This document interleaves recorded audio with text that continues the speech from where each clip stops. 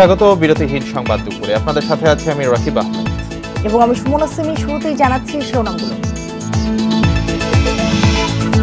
নির্বাচনী আইনের সংস্কারে একমত ইসি ও টিআইবি। 5 ধাপে জাতীয় নির্বাচনের প্রস্তাবে কমিশনের সম্মতি।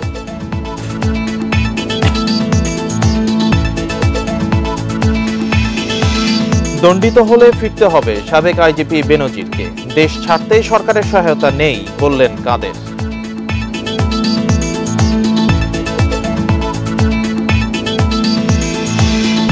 সুপার স্পেশালাইজড হাসপাতালে লাইসেন্স ছাড়াই ফার্মেসি, সর্বোচ্চ দরের 5 গুণ কমে ভাড়া, মানা হয়নি অন্য শর্ত।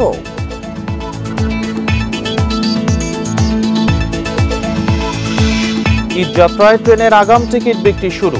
17 জুনকে ঈদের দিন ধরে আজ মিলছে 12 জুনের টিকিট।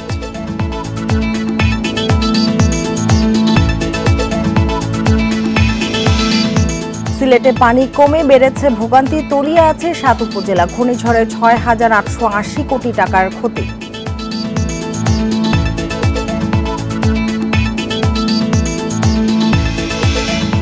এবার পুরো খবর। নির্বাচনী আইনে সংস্কার চায় নির্বাচন কমিশন এবং টিআইবি। জাতীয় নির্বাচন ধাপে ধাপে হলে ভোট আয়োজন সহজ হবে বলেছেন প্রধান নির্বাচন কমিশনার কাজী হাবিবুল আওয়াল। দুপুরে নির্বাচন কমিশন ভবনে ইসি এবং টিআইবির বৈঠক শেষে এসব কথা জানান তারা। ধাপে ধাপে নির্বাচন ও ভোটের হারের ভিত্তিতে আসন বিন্যাসে ইসি সম্মত বলেই জানান সিইসি। তিনি আরও জানান, সংস্কারের মাধ্যমে যদি পদ্ধতিগত উন্নয়ন করা যায় তাহলে ভোটে জনগণের অংশগ্রহণ বাড়বে। তিনি বলেন, নির্বাচন অংশগ্রহণমূলক হয়নি বলে মনে করে টিআইবি। ইভিএম নিয়ে অনাস্থা ছিল, আছে, তবে ইভিএমকে আরও সহজ করা যায়। রাজনৈতিক দলগুলোর মধ্যে বৈরিতা কমাতে এক টেবিলে বসার প্রয়োজন দেখেন তিনি। ইসির একার পক্ষে অবাধ সুষ্ঠু নির্বাচন করা সম্ভব নয় বলেও জানান সিইসি।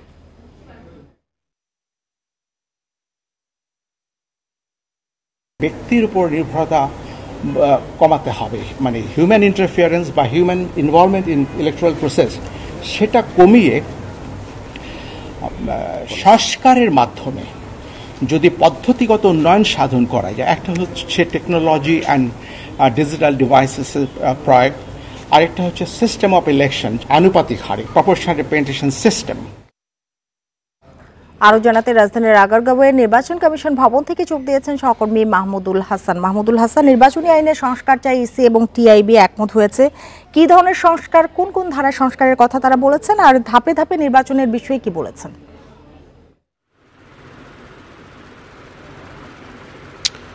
দেখেন, প্রধান নির্বাচন কমিশনার আসলে নির্বাচনী আইনের সংস্কার প্রয়োজন এটি আসলে অনেক দিন থেকেই বলছেন। যখন রাজনৈতিক দলগুলোর সঙ্গে সংলাপ হয় তখনও কিন্তু তিনি এই সংস্কারের কথা বলছিলেন। কিন্তু আজকে যখন টিআইবি নির্বাচন কমিশনের সঙ্গে বৈঠক করে, মূলত ফুল নির্বাচন কমিশন অর্থাৎ প্রধান নির্বাচন কমিশনার সহ অন্য যে 4 কমিশনার আছে তাদের সঙ্গেই মূলত বৈঠক করে টিআইবি।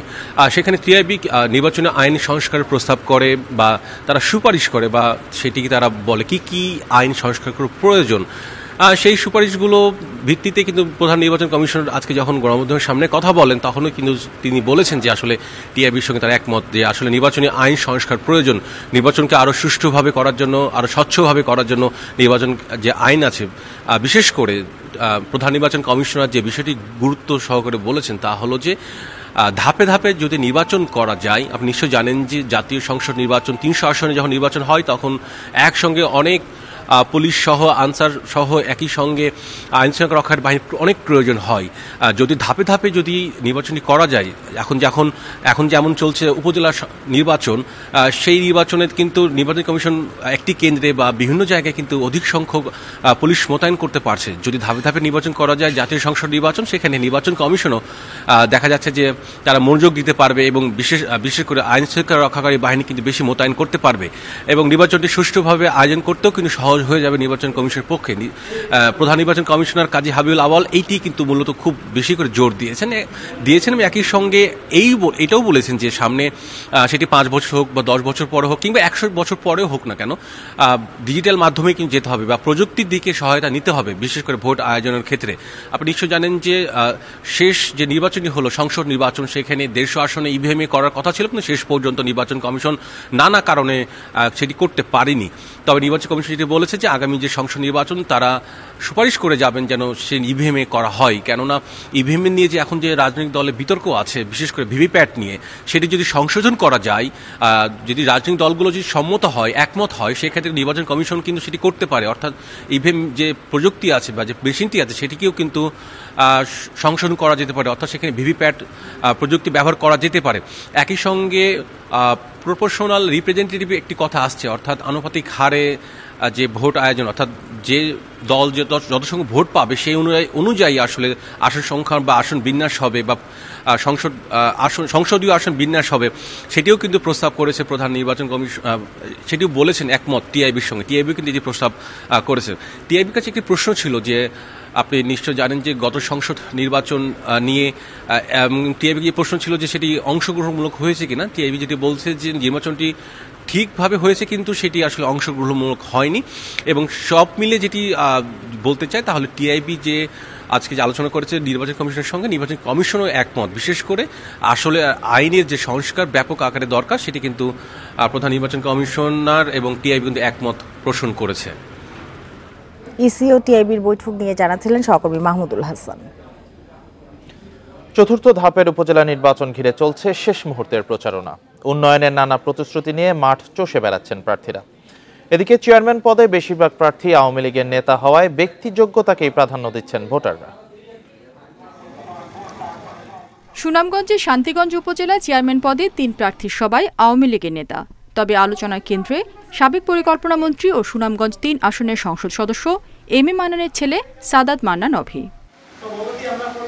তার প্রতিদ্বন্দ্বী উপজেলা যুবলীগের সভাপতি বোরহানউদ্দিন দোলন ও সদর উপজেলা আওয়ামী লীগ সভাপতি আবুল কালাম। এমপি ও তার ছেলের বিরুদ্ধে নির্বাচনে প্রভাব খাটানোর অভিযোগ তাদের। তবে সাদাত মান্নানের দাবি, জনগণের প্রত্যাশা পূরণেই প্রার্থী হয়েছেন তিনি। টোটাল রমজান মাস ওনার ছেলেকে নিয়ে বিভিন্ন প্রোগ্রাম করেছেন। বর্তমানে তিনি বাসায় এনে বিভিন্ন ইউনিয়ন চেয়ারম্যান, মেম্বার, জনপ্রতিনিধি, বিভিন্ন সংস্থাকে নিয়ে ওনার ছেলের জন্য ভোট প্রার্থনা করতেছেন। এখানে দলীয় কোনো প্রতীক নাই। আমি এখানে এসেছি এবং দাঁড়িয়েছি এই এলাকার যারা জনসাধারণ আছেন, এই এলাকার যারা মুরব্বিয়ানরা আছেন তাদের কথায়। ব্রাহ্মণবাড়িয়া সদরে ৫ চেয়ারম্যান প্রার্থীর মধ্যে আলোচনায় জেলা ছাত্রলীগের সাধারণ সম্পাদক সাদাত হোসেন শোভন ও জেলা আওয়ামী লীগের সহসভাপতি হেলাল উদ্দিন। অন্যদের তেমন ভোটের মাঠে দেখা না গেলেও পাল্লা দিয়ে প্রচারণা চালাচ্ছেন এ দুজন। পুরা সদর উপজেলাকে নিয়ে আমার একটা ভাবনা আছে যে আমি আমার জায়গাতে চেষ্টা করব সদর উপজেলা পরিষদ সদর উপজেলাবাসীর একটি আস্থার জায়গা হবে। তারুণ্যদীপ্ত মানুষ, তো আরও অনেক কিছু আছে তাদের, তারা তো এখনও সেই সময় আসেনি মানুষকে কিছু দেওয়ার। পটুয়াখালীর কলাপাড়ায় চেয়ারম্যান পদে ৩ জন, ভাইস চেয়ারম্যান পদে 3 জন ও মহিলা ভাইস চেয়ারম্যান পদে 4 প্রার্থী প্রতিদ্বন্দ্বিতা করছেন। প্রার্থীরা নানা প্রতিশ্রুতি দিলেও যোগ্য ব্যক্তিকেই বেছে নিতে চান ভোটাররা।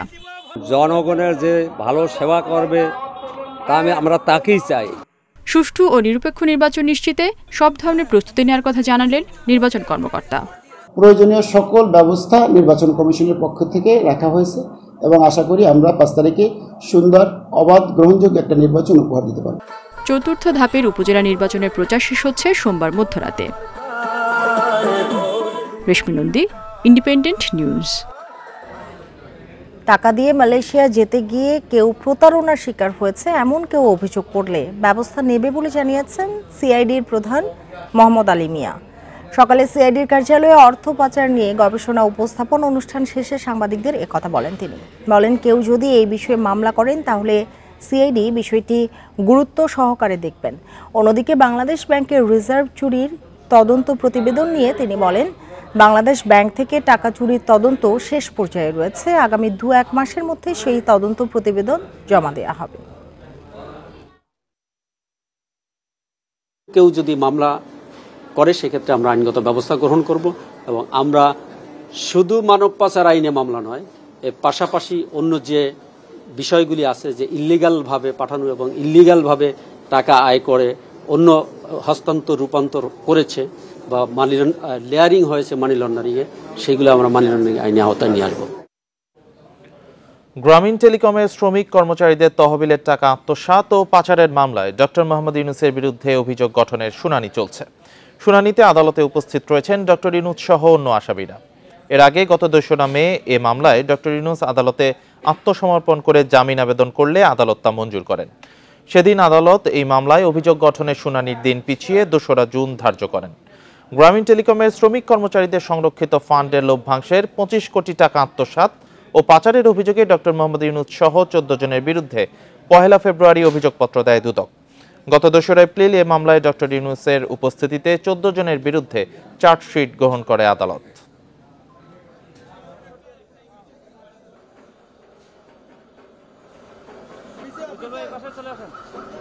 সাবেক আইজিপি বেনজির দুর্নীতির দায়ে দোষী সাব্যস্ত হলে তাকে দেশে ফিরতে হবে বলে মন্তব্য করেছেন আওয়ামী লীগের সাধারণ সম্পাদক ওবায়দুল কাদের। বেনজিরকে বিদেশে যেতে সরকার কোনো সহায়তা করেনি বলেও জানান তিনি। রোববার দুপুরে ধানমন্ডিতে আওয়ামী লীগ সভাপতির রাজনৈতিক কার্যালয়ে এক সংবাদ সম্মেলনে এসব কথা বলেন ওবায়দুল কাদের। তিনি আরও বলেন, বেনজিরের বিষয়টি দুদক তদন্ত করছে, এ বিষয়ে তাই সরকার আগ বাড়িয়ে কিছু করতে পারে না। বিএনপির আমলে দেশে দুর্নীতির মহোৎসব শুরু হয় মন্তব্য করে ওবায়দুল কাদের বলেন, বর্তমান সরকার প্রধান দুর্নীতি করেন না এবং দুর্নীতিকে প্রশ্রয়ও দেন না।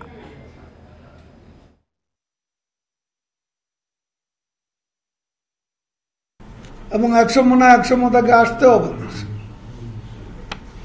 বেনজির যদি মামলায় দুর্নীতি বা সাব্যস্ত দেশে তাকে আসতেই, এখানে সরকার কোনো আপোষ করবে। নতুন প্রজন্মের কাছে তুলে ধরার জন্য বীর মুক্তিযোদ্ধাদের যুদ্ধের স্মৃতি লিপিবদ্ধ করার তাগিদ দিয়েছে প্রধানমন্ত্রীর বেসরকারি শিল্প ও বিনিয়োগ উপদেষ্টা সালমান এফ রহমান। দুপুরে রাজধানী তেজগাঁওয়ে ঢাকা জেলা আওয়ামী লীগের কার্যালয়ে বীর মুক্তিযোদ্ধাদের সংবর্ধনা অনুষ্ঠানে এ বিষয়ে উদ্যোগ নেওয়ার আহ্বান জানান তিনি। প্রধানমন্ত্রীর উপদেষ্টা বলেন, মুক্তিযোদ্ধাদের কারণেই আজকের বাংলাদেশ। তাদের স্মৃতি লিপিবদ্ধ করা না হলে মুক্তিযুদ্ধের ইতিহাস হারিয়ে যাবে। বঙ্গবন্ধুর ডাকে সাড়া দিয়ে মুক্তিযোদ্ধারা দেশের জন্য লড়াই না করলে দেশ এখনো পরাধীন থাকত। তিনি বলেন, প্রধানমন্ত্রী শেখ হাসিনা দেশকে এগিয়ে নিলেও অনেক রকম ষড়যন্ত্র চলছে। অনুষ্ঠানে স্বরাষ্ট্রমন্ত্রী বলেন, নতুন প্রজন্মের জন্য স্মার্ট, আধুনিক ও সুন্দর বাংলাদেশ গড়তে কাজ চলছে। তিনি বলেন, জয় বাংলা স্লোগান ছাড়া মুক্তিযুদ্ধের সময় বাঙালির কাছে কিছু ছিল না। আসাদুজ্জামান খান বলেন, বঙ্গবন্ধুর 7ই মার্চের ভাষণে উদ্বুদ্ধ হয়েই তিনি সহ দেশের লাখো মানুষ মুক্তিযুদ্ধে ঝাঁপিয়ে পড়ে।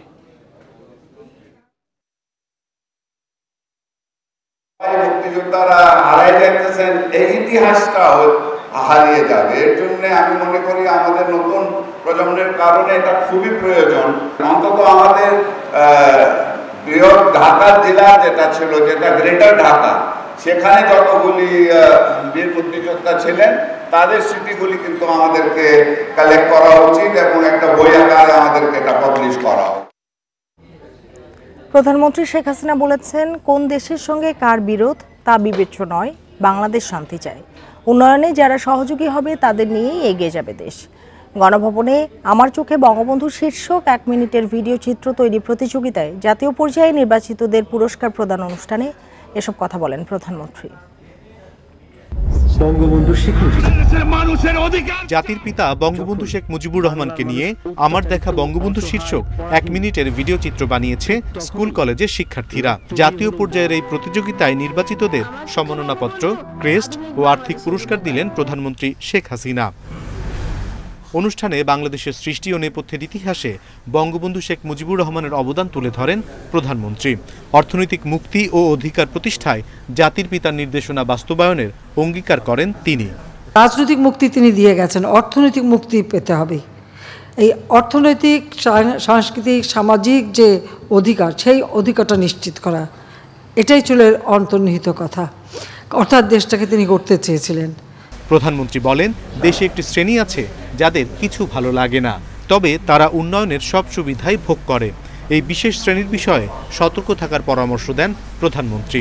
কিছু ভালো লাগে না করুক, যেটাই করবো বলে এটার কি দরকার ছিল, মেট্রো রেল এটার কি দরকার ছিল, এক্সপ্রেসওয়ে খামাকে এগুলি করে পয়সা নষ্ট।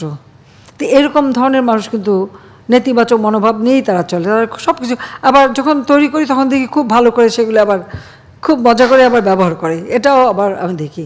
তো আমি এটাই বলবো তোমাদেরকে তৈরি হতে হবে, এই যে মুক্তিযুদ্ধের চেতনাটা যেন নষ্ট না হয়। অর্থাৎ বাংলাদেশ যে ক্ষুধা দারিদ্র্যমুক্ত উন্নত বাংলাদেশ গড়ে উঠবে, তোমাদেরকে গড়ে তুলতে হবে।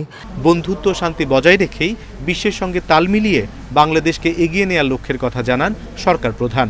সকলের সাথে বন্ধুত্ব চাই এবং সেই বন্ধুত্ব রেখেই কিন্তু আমি এগিয়ে যাচ্ছি। কার দেশের সাথে কার দেশের ঝগড়া সেটা আমার দেখার দরকার নাই। আমার নিজের দেশের উন্নয়নটা আমার আগে দরকার। আমার উন্নয়নে যারা সহযোগিতা করে আমি তাদেরকে নিয়ে চলবো, সেইভাবে আমরা এগিয়ে যাচ্ছি। স্মার্ট বাংলাদেশের মূল সৈনিক তরুণ প্রজন্মকে ইতিহাস থেকে শিক্ষা নিয়ে ভবিষ্যতের জন্য নিজেদের গড়ে তোলার আহ্বান জানান বঙ্গবন্ধু কন্যা। অনিমেষ কর, ইন্ডিপেন্ডেন্ট নিউজ, ঢাকা। ছিল না ড্রাগ ও ট্রেড লাইসেন্স, ফার্মেসি চালানোর পূর্ব অভিজ্ঞতা, এমনকি সর্বোচ্চ 2 দরদাতার চেয়ে ভাড়াও দিয়েছে 5 গুণ কম। তারপরও এই কাজ পেয়েছেন 2 ব্যবসায়ী, আর একেই নিয়ম মেনে কাজ দেয়া বলছেন সুপার স্পেশালাইজড হাসপাতালের দরপত্র মূল্যায়ন কমিটির সভাপতি। আর সেই আয়ের টাকা রাখতে তারা ব্যাংক অ্যাকাউন্ট খুলেছেন 16টি। অপূর্ব স্থাপত্য শৈলী আর বিশ্বমানের প্রযুক্তি সুবিধা নিয়ে তৈরি হয়েছে সুপার স্পেশালাইজড হাসপাতাল। 2022 সালের সেপ্টেম্বরে উদ্বোধনের পর এর দায়িত্ব বুঝিয়ে দেয় দক্ষিণ কোরিয়া। তারপর থেকেই নানা অনিয়ম ও ব্যবস্থাপনা ঘিরে ধরে হাসপাতালটিকে, বাদ যায়নি ফার্মেসিও। ফার্মেসির নাম হসপিটাল ফার্মেসি। এটি দেখে যে কেউ ভাবতে পারেন যে এটি হয়তো এই প্রকল্পের অধীনে সরকারি কোনো আয়োজন, কিন্তু বাস্তবতা হচ্ছে এই জায়গাটি সহ আরও একটি জায়গা ভাড়া দেওয়া হয়েছে মাত্র 50 ও 100 টাকা বর্গফুটে, আর এই কাজটি পেয়েছেন একজন আদম ব্যবসায়ী। তবে দরপত্র মূল্যায়ন কমিটির দাবি সবই হয়েছে নিয়ম মেনে, নিয়ম কানুন অনুসরণ করে করা হয়েছে এবং ওটিএম ওপেন টেন্ডারিং মেথডের মাধ্যমে করেছে। সরেজমিনে মিলছে ভিন্ন তথ্য। দরপত্রের ঠিকানা 382 মগবাজার, কিন্তু সেখানে এর অস্তিত্ব নেই। কোথায় গেছিস? স্কাটন রোডে চলে গেছি। পরে মগবাজারে আরেক ঠিকানায় গিয়ে দেখা গেল সেটি আদম ব্যবসার অফিস, অথচ কাজ পাওয়ার শর্ত ছিল থাকতে হবে মডেল ফার্মেসির অন্তত 6টি শাখা। হসপিটাল ফার্মেসিকে কার্যাদেশ দেওয়া হয়েছে 2023-এর 25 জুলাই, তবে তারা 27 দিন পর করেছে ট্রেড লাইসেন্স, আর ড্রাগ লাইসেন্স করা হয়েছে 203 দিন পর, অথচ এসব ছাড়া টেন্ডারে অংশ নেয়ারই কোনো সুযোগ নেই। এখানেই শেষ নয়, জালিয়াতি হয়েছে দর বা মূল্য নির্ধারণের ক্ষেত্রেও। সুপার স্পেশালাইজড হাসপাতালের লেভেল 1-এ সাবা ফুডস নামের এই প্রতিষ্ঠানকে ভাড়া দেওয়া হয়েছে 431 টাকা বর্গফুট হিসেবে, আর ঠিক পেছনেই হসপিটাল ফার্মেসি ভাড়া পেয়েছে মাত্র 100 টাকা বর্গফুট হিসেবে। উন্মুক্ত এই দরপত্রে অংশ নেয়া 5 প্রতিষ্ঠানের মধ্যে সর্বোচ্চ দরদাতা গুলশানের তামান্না ফার্মেসি, মাসে ভাড়া 2,40,000, কিন্তু 5 গুণ কমে মাত্র 46,750 টাকায় কাজ দেয়া হয় হসপিটাল ফার্মেসিকে। এতে চুক্তির 3 বছরে 69 লাখ টাকার রাজস্ব হারাবে সরকার। বারবার যোগাযোগ করেছি, কিন্তু যোগাযোগ করার পর তারা বিভিন্ন রকম তাল বাহানা যে হ্যাঁ আপনারাই পাবেন, একটু প্রক্রিয়া আছে, প্রসেস আছে। এক পর্যায়ে বলল যে না, একটু ঝামেলা হয়েছে, রিটেন্ডার হবে। বঙ্গবন্ধু মেডিকেলের সরকারি ফার্মেসির নাম হাসপাতাল ফার্মেসি, আর ব্যক্তি মালিকানাধীন হলেও সুপার স্পেশালাইজড হাসপাতালের ফার্মেসি ক্ষেত্রেও দেওয়া হয়েছে একই ধরনের নাম। এটা আসলে হসপিটাল ফার্মেসি নামকরণ করা হয়েছে, একটা আস্থা থাকে যে এটা হসপিটালের একটা হয়তো হসপিটালের প্রতিষ্ঠান, এরকম একটা হয়তো মানুষের মধ্যে ধারণা ক্রিয়েট হয়। আমাদের কোনো ব্রাঞ্চ নেই, হসপিটাল ফার্মেসি একটাই। এছাড়া খাবারের জন্য ভাড়া দেওয়া হয়েছে 3টি ক্যাফেটেরিয়া। এতে বড় শর্ত ছিল এই কাজ পেতে দেশ বিদেশে ক্যাফেটেরিয়া পরিচালনায় থাকতে হবে 15 বছরের অভিজ্ঞতা, অথচ কাজ পাওয়া নুরিশ ল্যাব ট্রেড লাইসেন্সই করেছে গত বছরের 14 জুন। ঢাকায় টোটাল কয়টা ব্রাঞ্চ আপনাদের? না, আমাদের ওরকম ব্রাঞ্চ নেই। আর এই ক্যাফেটেরিয়ার কাজও পেয়েছেন ফার্মেসির কাজ পাওয়া 2 জনের একজন। দরপত্রে দেয়া ঠিকানা বনানীতে গিয়ে দেখা গেল সেটি নির্মাণ প্রতিষ্ঠান। রেস্টুরেন্ট ব্যবসার কোনো অভিজ্ঞতাই নেই তাদের। ওনার কিসের বিজনেস এখানে? কনসালটেশন ইঞ্জিনিয়ারিং লিমিটেড লেখা আছে সাইনবোর্ড, এটা ইঞ্জিনিয়ারিং। এবার এসব তথ্য নিয়ে দরপত্র মূল্যায়ন কমিটির সভাপতির কাছে গেলে পাল্টে গেল তার বক্তব্য। কিভাবে সম্ভব? এটিপিসি আমাকে একটু চেক করে দেখার সময় দিতে হবে, আমি দেখতে চাই। যারা কাজ পেয়েছে আপনাদের সিদ্ধান্তে পায়নি, এটা চিঠিপত্র সব আমি কমিটির প্রধান হিসেবে আমরা দেখেছি, বাট সিদ্ধান্ত অনেক সময় তো আরও প্রশাসনিক লেভেল থেকে থাকে। অথচ কথা ছিল এখানে হবে বিশ্বমানের একটি ফার্মেসি। রোগীকে কম দামে ওষুধ দিতে তা নেওয়া হবে সরাসরি কোম্পানির কাছ থেকে। তবে এর বদলে ফার্মেসির জায়গা ভাড়া দিয়েছে বঙ্গবন্ধু মেডিকেলের সাবেক উপাচার্য শারফুদ্দিন আহমেদের প্রশাসন। ফার্মেসিটার ব্যাপারে আমি অলরেডি ওখানে একটা কমিটি করে দেওয়া আছে, তারা এটা সার্চ আউট করতেছে যে এটা কিভাবে দেওয়া হয়েছে। ইউনিভার্সিটি যেহেতু সব কিছু আমরা চালাতে পারি, ইনডোর ফার্মেসি এবং আউটডোর ফার্মেসি কেন চালাতে পারবো না। এদিকে সুপার স্পেশালাইজড হাসপাতালের আয়ের টাকা রাখতে একটি দুটি নয়, খোলা হয়েছে 16টি ব্যাংক অ্যাকাউন্ট। ছিল না ট্রেড লাইসেন্স, ছিল না ড্রাগ লাইসেন্স, ছিল না ফার্মেসির কোনো অস্তিত্বই, নয় সর্বোচ্চ দরদাতাও। যে প্রতিষ্ঠানের টেন্ডারে অংশগ্রহণ করারই কোনো যোগ্যতা ছিল না, সেই প্রতিষ্ঠানই বিশ্বমানের এই হাসপাতালে ফার্মেসি পরিচালনার দায়িত্ব পেয়েছে। কতটা বেপরোয়া হলে জাতির জনক বঙ্গবন্ধু শেখ মুজিবুর রহমানের নামে প্রতিষ্ঠিত হাসপাতাল পরিচালনায় বসে এতটা অনিয়ম করা যায়। Hasan Misbah, independent news, Dhaka. এবার আসন্ন বাজেটের খবর।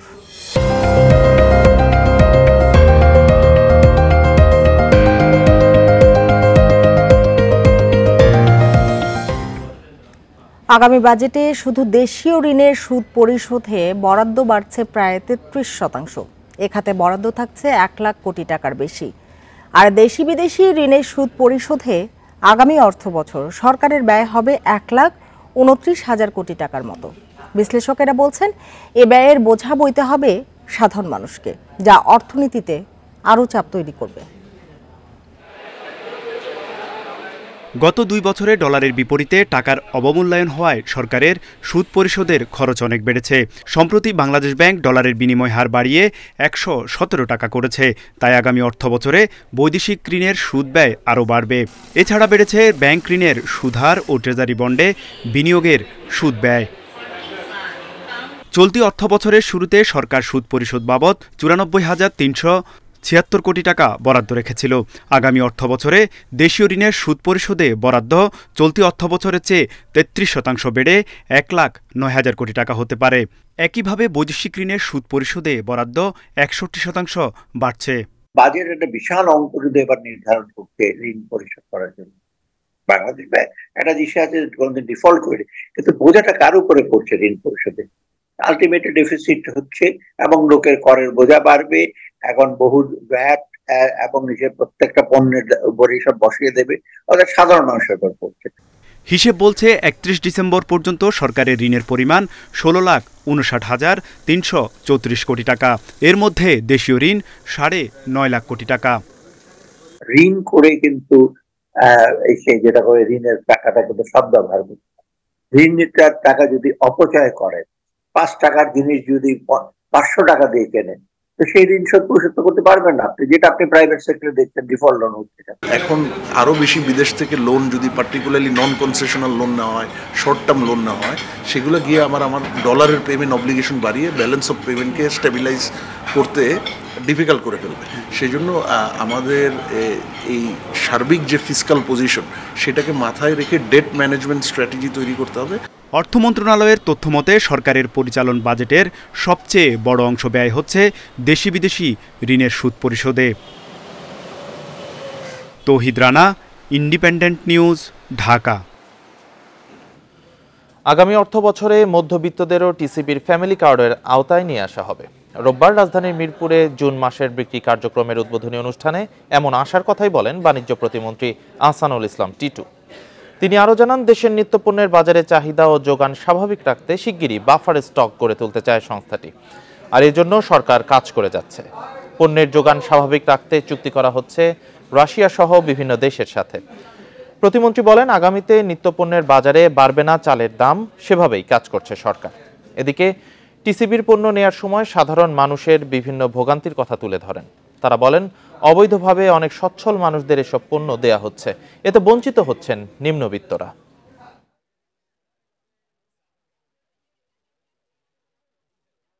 আজ থেকে শুরু হয়েছে ঈদযাত্রায় ট্রেনের আগাম টিকিট বিক্রি। সকাল 8টা থেকে শুরু হয় অনলাইনে টিকিট বিক্রির কার্যক্রম। শুরুর আধা ঘন্টায় 60 লাখ মানুষ হিট করেন অনলাইনে। পশ্চিমাঞ্চলের টিকিট সকাল 8টায় দেয়া শুরু হলেও পূর্বাঞ্চলের টিকিট দেয়া শুরু হয় দুপুর 2টা থেকে। এবার ঢাকা থেকে বহির্গামী ট্রেনের মোট আসন সংখ্যা হবে 33,500।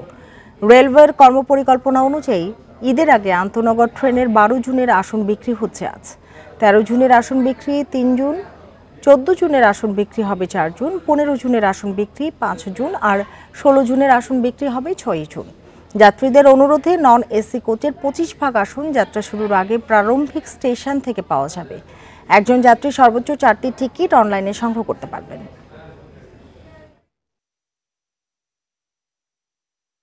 পবিত্র ঈদুল আজহার যে ঈদ অগ্রিম টিকিট যাত্রা যে অগ্রিম টিকিট বিক্রি কার্যক্রম সেটা আজকে থেকে শুরু হলো। আজকে 2রা জুন আমরা 12 জুনের টিকিট দিয়েছি। 3 তারিখ দেব হলো 13 তারিখের টিকিট, 4 তারিখ 14 তারিখ, 5 তারিখ 15 এবং 6 তারিখ 16 তারিখের টিকিট।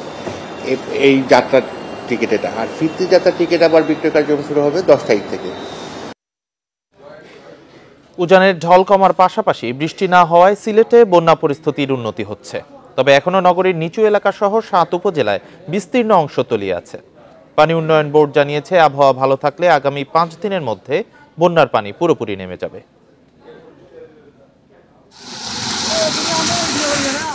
উজানের ঢলে প্লাবিত সিলেটের বিভিন্ন এলাকা। তবে শনিবার থেকে কমতে শুরু করে সুরমা, কুশিয়ারা সহ সব নদ নদীর পানি। নতুন করে হয়নি ভারী বৃষ্টিও। এতে প্লাবিত 7 উপজেলা থেকে পানি নামছে ধীরে ধীরে। পরিস্থিতির উন্নতি হওয়ায় আশ্রয় কেন্দ্র থেকে বাড়ি ফিরতে শুরু করেছেন বন্যা কবলিত এলাকার মানুষ। গবাদি পশুর হানির যে অভাব সংকট দেখা দিছে, মানে কৃষকরা খুব একটা আতঙ্কিত আছে এই পানির কারণে। আগামীতে কি হইব না হইব, রাস্তাঘাট এগুলা যদি দ্রুত ঠিক না করা হয়, মানুষ চলাচলের উপযোগী না করা হয়, তাইলে আর মানুষের ভোগান্তি এটা কমতো না। সিলেট নগরীর নিচু এলাকাগুলো থেকেও নামছে পানি। তবে প্রতি বছরের এমন ভোগান্তি থেকে মুক্তি চান স্থানীয়রা। দোয়ার না কারণে কি পানিটা কিছু কমতাছে বা বৃষ্টি দিলে তো আবার বাড়ি দিবে। প্রত্যেক বছর আপনারে এই ভোগান্তি শিকার হওয়া লাগে। সামান্য বেগ হয়ে আনলেও ফ্লাড হয়ে যায়। আগামী 5 দিনের মধ্যে বন্যার পানি পুরোপুরি নেমে যাওয়ার আশা দেখছে পানি উন্নয়ন বোর্ড। পানি দ্রুত নেমে যাচ্ছে। আর আরেকটি ভালো বিষয় হচ্ছে গত 24 ঘন্টায় চেরাপুঞ্জিতে কোনো বৃষ্টিপাত হয়নি। আর এই অবস্থা কন্টিনিউ থাকলে আগামী 5 থেকে 6 দিনের মধ্যে সিলেটের সমস্ত পানি নেমে যাবে। বন্যার্তদের সহায়তায় এখন পর্যন্ত 400 মেট্রিক টন চাল, নগদ 15 লাখ টাকা, 1250 বস্তা শুকনো খাবার বরাদ্দ করা হয়েছে বলে জানিয়েছে জেলা প্রশাসন। Independent news. ঘূর্ণিঝড় রিমালের আঘাতে লক্ষ্মীপুরে নদীর তীর রক্ষা বাঁধের 15টি পয়েন্ট পড়েছে ধসের কবলে। ভাঙনের ঝুঁকিতে চর আলেকজান্ডার ও মাতব্বরহাট তীর রক্ষা বাঁধের 5 কিলোমিটার এলাকা। এতে আতঙ্কিত নদী পাড়ের 7 লাখ মানুষ। লক্ষ্মীপুরে তাণ্ডবের চিহ্ন রেখে গেছে ঘূর্ণিঝড় রিমাল।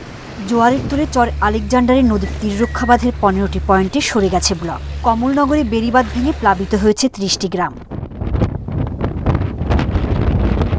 ঘূর্ণিঝড়ের আঘাতের কয়েকদিন পার হলেও শুরু হয়নি বাঁধ সংস্কারের কাজ। ভাঙন ঠেকাতে নিজ উদ্যোগে কিছু জিওব্যাগ ও ব্লক ফেলেছেন স্থানীয়রা। এই বাঁধ আজকে 8 বছর হয়েছে, কিন্তু তার 2-3 বছরের মাথায় এই বেড়িবাঁধের 5 কিলোমিটারের মধ্যে অনেক জায়গায় ডেবে গেছে। এখন যদি আমরা দ্রুতভাবে যদি কাজ যদি সরকারের কাছে আবেদন যদি সরকার না করে, তাহলে আমরা এই বর্ষাতে বেড়িবাঁধ থাকবো না। তবে এলাকার লোকজনদের আতঙ্কিত না হওয়ার পরামর্শ দিয়েছে পানি উন্নয়ন বোর্ড। দ্রুততম সময়ের মধ্যে শুরু হবে ক্ষতিগ্রস্ত বেড়িবাঁধ মেরামতের কাজ।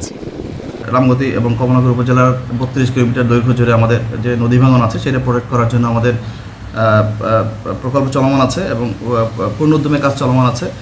এখন যেসব অঞ্চলে আমরা বেশি ভাঙন চলমান ছিল সেসব অঞ্চল অলরেডি আমরা প্রোটেক্ট করেছি, আর বাকি যে অংশটুকু আছে সেগুলো শীঘ্রই আমরা কাজ করে প্রোটেক্ট করে ফেলব। এদিকে দুর্যোগে ক্ষতিগ্রস্ত পরিবারগুলোর তালিকা তৈরির কাজ শেষ হলেই পুনর্বাসনের প্রক্রিয়া শুরুর কথা জানিয়েছে প্রশাসন। ক্ষয়ক্ষতির বিবরণ পাঠানো হয়েছে। আমরা ক্ষয়ক্ষতির অনুযায়ী যদি আমরা বরাদ্দ পাই, তাহলে সেক্ষেত্রে যারা ক্ষতিগ্রস্ত হয়েছেন তাদের আমরা তথ্য সংগ্রহ করে রাখা হয়েছে। জাতীয় পরিচয়পত্র সহ আমরা পরবর্তীতে ক্রমান্বয়ে ক্ষয়ক্ষতির ভিত্তিতে আমরা তাদের পুনর্বাসন ব্যবস্থা গ্রহণ করব। রামগতি ও কমলনগর উপজেলায় অস্বাভাবিক জোয়ারে প্রায় 70 কিলোমিটার কাঁচা পাকা সড়কের ক্ষতি হয়েছে। ঝড়ে বিধ্বস্ত হয় 5 শতাধিক ঘরবাড়ি, ক্ষতিগ্রস্ত হয়েছে বিদ্যুৎ সংযোগও। Independent news. দুর্যোগ ব্যবস্থাপনা ও ত্রাণ মন্ত্রণালয়ের প্রাথমিক হিসেবে ঘূর্ণিঝড় রিমালের আঘাতে দেশের 20 জেলায় 6,880 কোটি টাকার ক্ষয়ক্ষতি হয়েছে। দুপুরে সচিবালয়ে রিমালের পরবর্তী আন্তঃ মন্ত্রণালয় সভা শেষে দুর্যোগ প্রতিমন্ত্রী মহিবুর রহমান সাংবাদিকদের এই কথা জানান। দুর্যোগ প্রতিমন্ত্রী জানান, ঝড়ের প্রভাবে ১ লাখের বেশি পুকুর এবং ১,৫০০ ট্রলার ক্ষয়ক্ষতি হয়েছে। ক্ষতি হয়েছে ঘেরে শত শত কোটি টাকার মৎস্য সম্পদের। এছাড়া ক্ষতি হয়েছে ১,১৬৩টি প্রাথমিক বিদ্যালয়। প্রাণী সম্পদ মন্ত্রণালয়ের ৮৮৯টি স্থাপনা কোনো না কোনোভাবে বিধ্বস্ত হয়েছে। প্রতিমন্ত্রী জানান, ক্ষতিগ্রস্ত ১৯টি জেলায় ৫,৭৫,০০,০০০ নগদ টাকা, ৫৫০ মেট্রিক টন চাল, ৯,০০০ প্যাকেট শুকনো খাবার, ২০০ বান্ডিল ঢেউটিন ও ২,৪৫,০০,০০০ টাকা শিশু খাদ্যের জন্য বিতরণ করা হয়েছে।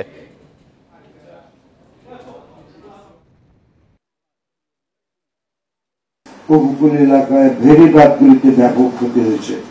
এগুলির ব্যাপারে আমরা ক্ষয়ক্ষতি নিরূপণ করে এটা মাননীয় প্রধানমন্ত্রীর হাতে দিব এবং মন্ত্রণালয় ভিত্তিক কাজগুলি হবে। মৎস্য সম্পদের ব্যাপক ক্ষতি হয়েছে।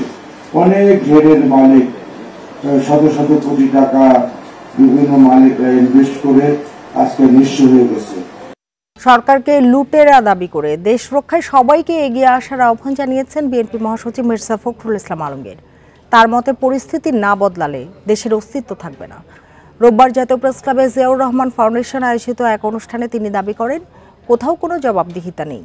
আওয়ামী লীগ শুধু ক্ষমতা চায় আর ক্ষমতা টিকিয়ে রাখতে চারদিকে আজিজ বেনজিরের মতো রক্ষী বানায়। শুধু সাবেক সেনা ও পুলিশ প্রধান নয়, এমপিদের অপকর্মও বের হচ্ছে বলে দাবি তার। তিনি দাবি করেন, দুর্নীতিবাজদের রক্ষায় সরকার কাজ করছে। বিএনপি মহাসচিব বলেন, দেশ ও মানুষের অধিকার রক্ষায় আন্দোলন করছে তার দল। সব বাধা উপেক্ষা করে শিগগিরই একটি সফল আন্দোলন গড়ে তোলা হবে। কারা লুট করছে?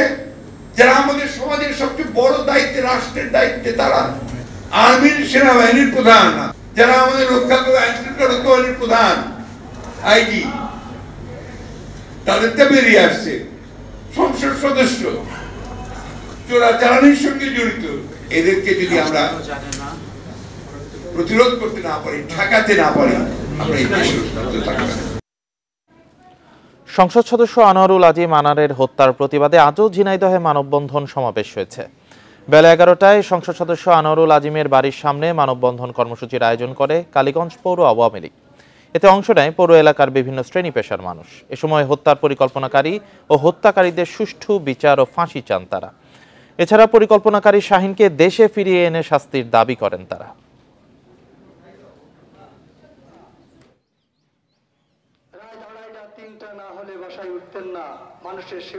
রাজধানীর বসুন্ধরা আবাসিক এলাকায় আরিফুল ইসলাম নামে এক জাপান প্রবাসীকে হত্যা করা হয়েছে। শনিবার সন্ধ্যায় এলাকার একটি অ্যাপার্টমেন্ট থেকে তার অর্ধগলিত মরদেহ উদ্ধার করে পুলিশ। তার বুক ও গলায় ছুরিকাঘাতের চিহ্ন রয়েছে। কানাডা প্রবাসী পারভিন নামের এক নারীর সাথে স্বামী স্ত্রী পরিচয়ে বাসাটি ভাড়া নেন আরিফুল। পরিবারের দাবি, পরিকল্পিতভাবে তাকে হত্যা করা হয়েছে। সিসিটিভি ফুটেজে দেখা যায় ১৭ই মে বিকেল ৪:০৯ আরিফুল ইসলাম ও পারভিন আক্তার একসাথে অ্যাপার্টমেন্টে প্রবেশ করছেন। এরপর ১৮ই মে ভোর ৬:৩১ বাসা থেকে একা বের হয়ে যান পারভিন। আরিফুল জাপান প্রবাসী আর পারভিন থাকেন কানাডায়। বসুন্ধরা আবাসিক এলাকার মাটি প্রপার্টিস নামের একটি ভবনে স্বামী স্ত্রী পরিচয়ে অ্যাপার্টমেন্ট ভাড়া নেন তারা। ১৫ দিন পর শনিবার আরিফুলের মরদেহ মিলল ওই ঘরে। পাওয়া যায় নোটারি করা বিয়ের হলফনামা ও হাতে লেখা চিরকুট। পরিবার বলছে, পারভিনের সঙ্গে আরিফুলের পরকীয়ার সম্পর্ক ছিল, তবে বাংলাদেশে যাওয়া ও বিয়ের বিষয়টি তারা জানতেন না। জাপান থেকে আরিফুলের স্ত্রী আয়শার ফোন পেয়ে অনুসন্ধান শুরু করে পুলিশ। মেয়ে আপনার কানাডা থেকে আসছে, মেয়ে পরিকল্পিতভাবে আসছে তারে খুন করার জন্য। তাকে ১৭ তারিখে খুন করছে, মেয়ে ১৮ তারিখ সকালবেলা চলে গেছে। আরিফুলের বুক ও গলায় ছুরিকাঘাতের চিহ্ন পেয়েছে পুলিশ। ঘটনাস্থল থেকে আলামত সংগ্রহ করেছে সিআইডি। ব্যক্তিগত বিরোধের জেরে এই হত্যাকাণ্ড বলে ধারণা পুলিশের। ১৮ তারিখ সকাল ৬:৩১ পারভিন আক্তারকে ছোট্ট একটা ভ্যানিটি ব্যাগ সহ ওই রুম থেকে বের হয়ে চলে যেতে দেখা যায়। এরপরে ওই রুমে আর কাউকে প্রবেশ করতে দেখা যায় নাই। লাশের যে শরীরে গলার দিকে এবং ঘাড়ে ছুরিকাঘাতের কিছু চিহ্ন রয়েছে। এই হচ্ছে অবস্থা এবং ঘটনাটি বোঝা যাচ্ছে যে প্রায় ১০-১২ দিন আগের। প্রযুক্তির সহায়তায় শাহজালাল আন্তর্জাতিক বিমানবন্দরে পারভিনের সবশেষ অবস্থান শনাক্ত করে পুলিশ। হত্যার পর পারভিন কানাডায় ফিরে গেছেন বলে ধারণা করা হচ্ছে। জাহিদুল ইসলাম, ইন্ডিপেন্ডেন্ট নিউজ, ঢাকা। গাজীপুরের শ্রীপুরে থেমে থাকা ট্রাকে পিকআপের ধাক্কায় পিকআপ ভ্যান চালক সহ 2 জন নিহত হয়েছে, আহত হয়েছে আরও একজন। ভোরে উপজেলা ঢাকা ময়মনসিংহ মহাসড়কের জৈনাবাজার এলাকায় এ দুর্ঘটনা ঘটে। নিহতরা হলেন সুনামগঞ্জের জগন্নাথপুরের পিকআপ চালক চঞ্চল রায় ও বরিশালের মেহেন্দিগঞ্জের রিপন। পুলিশ জানায় ঢাকা থেকে ময়মনসিংহের দিকে যাওয়ার সময় পিকআপ ভ্যানটি মহাসড়কের জৈনাবাজার এলাকায় একটি ট্রাকের পেছনে ধাক্কা দেয়।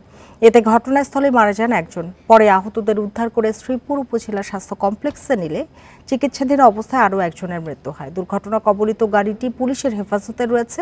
এদিকে রংপুর দিনাজপুর মহাসড়কের হাজিরহাটে ট্রাক চাপায় এক শিশু নিহত হয়েছে।